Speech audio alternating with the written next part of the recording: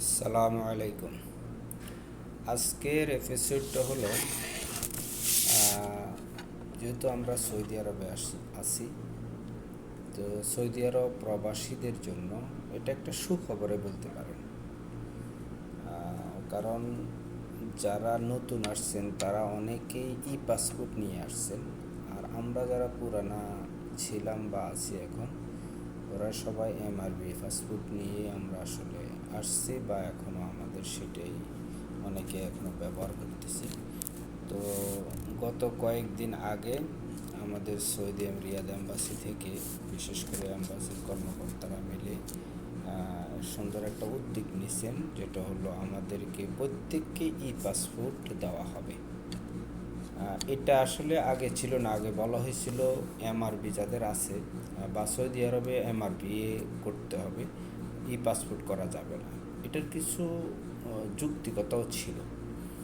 যৌক্তিকতা ছিল এই, আসলে পাসপোর্ট করতে গেলে জন্ম নিবন্ধন এবং আপনার ভোটার আইডি কার্ড এবং পাসপোর্ট বা আপনার সার্টিফিকেট, এগুলো সব যদি মিল থাকে, অ্যাকুরেট থাকে, তাহলে আপনি পাসপোর্ট করতে পারবেন। কারণ পাসপোর্টটা এটা একটা অনলাইন সিস্টেম এবং এটা সারা ওয়ার্ল্ডেই এটা দেখা যাবে। তো সেহেতু এটা নিয়ে কোনো আপনার দ্বিধাদ্বন্দ্ব থাকলে, যেমন হয়তো আপনার পাসপোর্টে একরকম নাম আছে, আপনার সার্টিফিকেটে আবার নামের কোনো পরিবর্তন আছে, বা জন্ম নিবন্ধনে বা ভোটার আইডি কার্ডে, তখন এটা সমস্যা তৈরি করবে।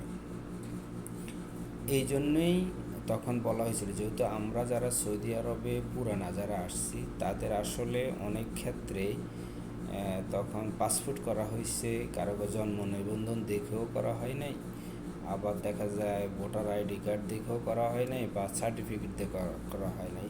একটা নাম দিয়ে বা নিজের নামরে সংক্ষেপ করেও দিয়ে একটা পাসপোর্ট করে উনি সৌদি আরব চলে আসছে। এখন ওনার এই রেকর্ডটা কিন্তু রয়ে গেছে। এখন যখন ওনার ওই জন্ম নিবন্ধন বা ভোটার আইডি কার্ড দিয়ে করতে যাচ্ছেন, তখনই কিন্তু সমস্যাটা তৈরি হচ্ছে। যাক, সেটা আমাদের ব্যাপার না। আমরা এখন যে সুবিধাটা আমাদেরকে দিচ্ছে, এই সুবিধাটা হলো আপনি পাসপোর্ট করতে পারবেন। শর্ত হলো আপনার জন্ম নিবন্ধন এবং আপনার যে এমআরবি যে পাসপোর্ট আছে, এই দুইটার মিল থাকতে হবে। আগে যেটা শর্ত ছিল এনআইডি বা ভোটার আইডি কার্ড, সেটা থাকতে হবে বা সেটার সাথে মিল থাকতে হবে, এটা এখন আর নেই। এটা হলো সবচেয়ে বড় একটা সুবিধা। কারণ এটা অনেকেরই ভুল করছে, এটা আমরা অনেকেরই ভুল করছি। এরকম দেখা যায় নাম দিছি একরকম, ওরা উঠেছে আরেক রকম। ওই সময় এই ব্যাপারে কেউ এতটা গুরুত্ব দেন, কিন্তু এটা যে জীবনের একটা গুরুত্বপূর্ণ বিষয়, এটা আসলে আমরা চিন্তা করিনি বা আমাদেরকে তখন এরকম করা হয়। যাক, এখন যেটা করা হয়েছে, জন্ম নিবন্ধন এবং আপনার এমআরবি পাসপোর্ট, এই দুটোর মিল থাকতে হবে। এই দুটোর যদি আপনার মিল থাকে, তাহলে আপনি পাসপোর্ট করতে পারবেন। প্রথম কথা হলো এটা। পাসপোর্ট আবেদন করার জন্য আপনার দরকার হবে জন্ম নিবন্ধনের ফটোকপি এবং এমআরবি পাসপোর্টের ফটোকপি, আর অন্যান্য কাগজপত্র, আকামা, ফটোকপি, এগুলো তো দিতেই হবে। দিলে আপনার পাসপোর্ট আপনার হয়ে আসবে। 2 নম্বর কথা হলো কত টাকা লাগতে পারে।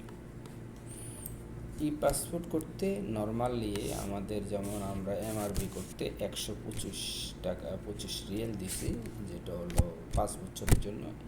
পাসপোর্টের জন্য এটাই রাখা হয়েছে। আর 10 বছরের জন্য 210 টাকা নির্ধারণ করা হয়েছে। এটা হলো আপনার কত টাকা লাগবে সেটা।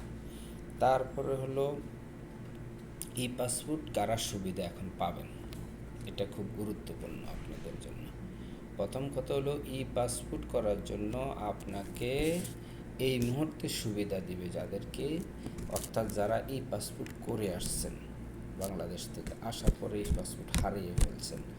হারানো বলতে কি, আসলে অনেকের হয় কি, আমরা কফিলের কাছে দিয়ে দিই আসার পরে, তো কফিল আমাদের এটা আর ফেরত দেয় না। দেখা যায়, এটা আমার বেলায় হয়েছিল, আমার এমআরবি পাসপোর্ট ছিল প্রথমবার, এটা আমি পাইনি, কফিল দেয়নি ফেরত, আমাকে আবার পাসপোর্ট বানাতে হয়েছে। তো এই হলো যাদের এরকম হয়েছে বা নানান কোনো কারণে হারিয়ে গেছে এরকম, তারা শুধু আবেদন করতে পারবেন, তাদেরকে দেওয়া হবে।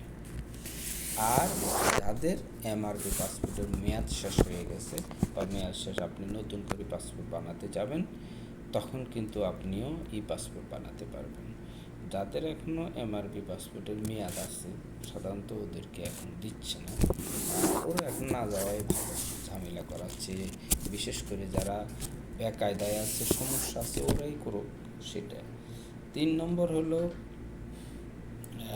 কত দিনে পাবেন। সাধারণত বলা হয়েছে 1 মাসের ভিতরে আপনাকে এটা দেওয়া হবে।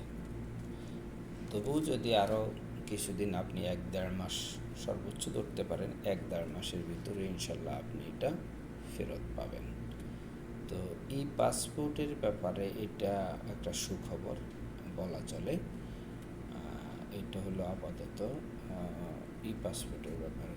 তো আরও বিস্তারিত অন্য এপিসোডে ইনশাল্লাহ আমি বর্ণনা করব। আজ এই পর্যন্ত। আসসালামু আলাইকুম।